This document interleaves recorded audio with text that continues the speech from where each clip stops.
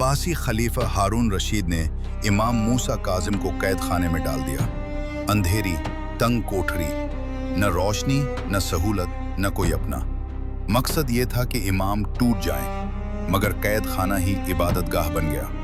रात के आखिरी पहर कैदियों ने अजीब मंजर देखा।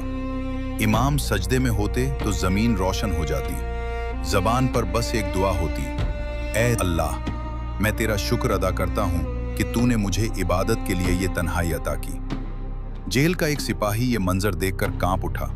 उसने कहा, ये कोई आम इंसान नहीं, ये तो अल्लाह का वली है।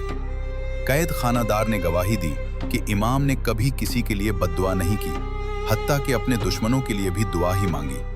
आखिरकार यही सब्र, यही इबादत और यही नूर लोगों के दिलों में इमाम की अजमत बिठा गया। इसीलिए तारीख ने आपको काजिम कहा, गुस्सा पी जाने वाला मगर हक पर डट जाने वाला।